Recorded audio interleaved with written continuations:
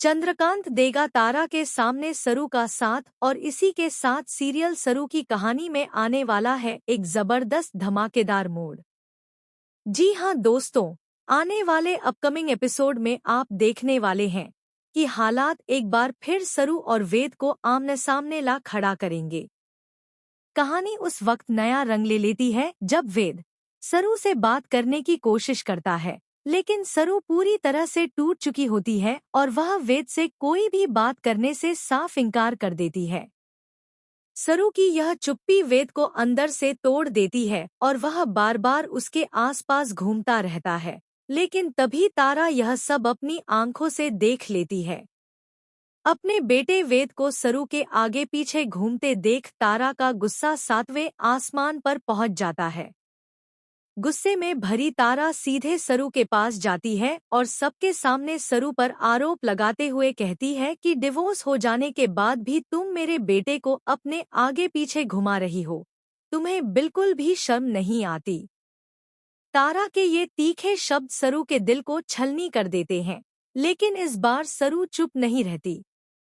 बेहद शांत लेकिन मजबूत आवाज में सरू तारा को जवाब देती है कि आपने ही मुझसे कहा था घर छोड़कर चली जाओ, तो मैंने आपका घर छोड़ दिया।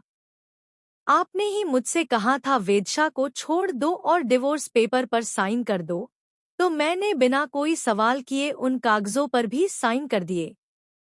सरू आगे कहती है कि इतना सब कुछ करने के बाद भी अगर वेदशा को मेरी फिक्र है, अगर वेदशा आज भी मेरी चिंता करते हैं, तो इसके लिए बेहतर होगा कि आप यह सवाल मुझसे नहीं बल्कि अपने बेटे वेदशा से जाकर पूछें। सरू की यह बात सुनकर तारा एक पल के लिए चौंक जाती है, क्योंकि उसे बिल्कुल भी उम्मीद नहीं थी कि सरू इतने आत्मसम्मान के साथ उसे जवाब देगी।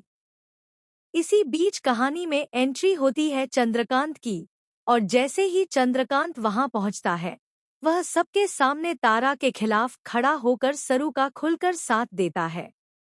चंद्रकांत सरू की तरफ देखते हुए कहता है, बहुत अच्छा सरू, तुमने बिल्कुल सही जवाब दिया है।